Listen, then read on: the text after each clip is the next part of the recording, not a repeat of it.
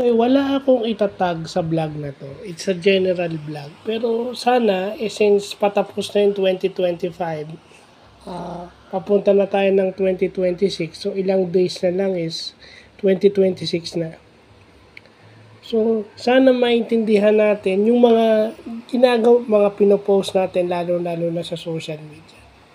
Dapat natin maintindihan yung both sides. Okay? Kailangan tayo maging aware dun sa salitang poverty porn at yung disability porn at yung kahit na anong exploitation, lalo na yung poverty porn. Okay? At kailangan din nating maintindihan na okay lang naman na may nagbablog o may nagso-social experiment na mga ganun, pero hindi naman dapat parating gas-gas na ganun yung content natin. Kasi, okay, fine. Gusto nating tumulong, gusto nating mag-share ng blessings. Pero, dapat isipin din natin na, parang, ina-upload mo, alam mong monetize yung channel mo, alam mong monetize ng Facebook, alam mong monetize ng YouTube. So, anong iisipin ng mga tao? Kasi, minsan, lagi nating sinasabi na wala kayong pakialam sa sinasabi ng tao. Kahit tama naman yung sinasabi ng tao. Yung sinasabi nyo na kasi wala namang, yung mga basher na yan is, wala namang magandang sasabihin. Yung iba meron. Kaso hindi nyo lang kayang tanggapin kasi, doon kayo kumikita eh. So, dapat, okay lang yun. Pero dapat maging aware tayo dun sa poverty porn at sa kahit na poverty porn at saka yung disability porn na ginagawang yung may kapansanan. Kaya ako pang nagbablog ako ng content, ang binablog ko ng content, kaya ako hindi ko minomonetize yung YouTube channel ko. Kahit yung Facebook channel ko na nga eh. May notice na nga ako na ready for content monetization, hindi. Kasi ayokong isipin ng tao na pag nagbablog ako for content. Kasi mahirap yung maakusahan ka, pinagkakakitaan mo yung kahirapan ng kapwa mo. Mahirap yun. Mahirap yun. At the expense of other people na wala ka namang ibang ginusto kundi tumulong. Kaso, di ba, mas mabuti na yung walang camera. Tama din naman na kung tutulong ka, kung total naging transparent enough ka, pag maraming beses ka na alam na ng mga tao na pag you have done enough to be transparent, tama naman na hindi lahat ng pagtulong mo dapat i-content mo. Yung mga social experiment na yun should be a clue to the government ano dapat yung ginagawa nila, even to the LGUs.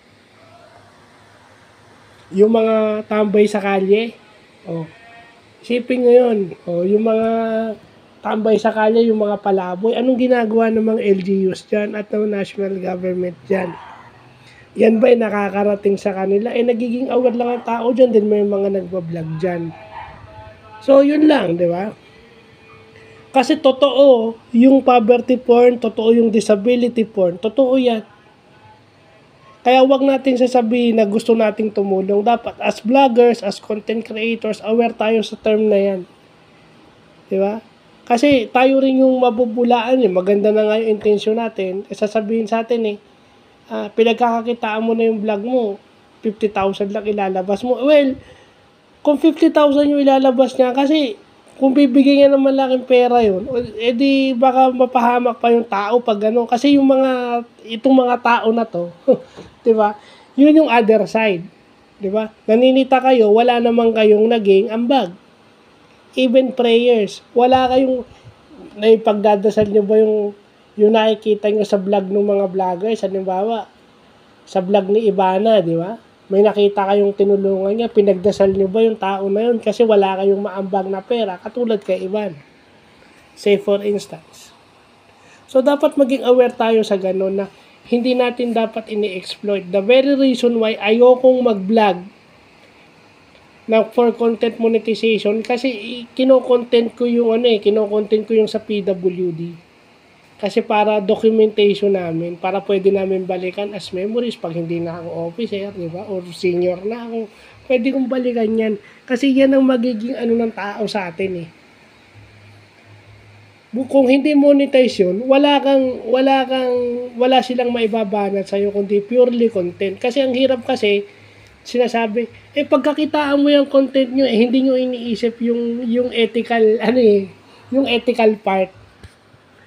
Diba, ang naiisip nyo lang lagi, financial part, dahil sa hirap ng buhay ngayon.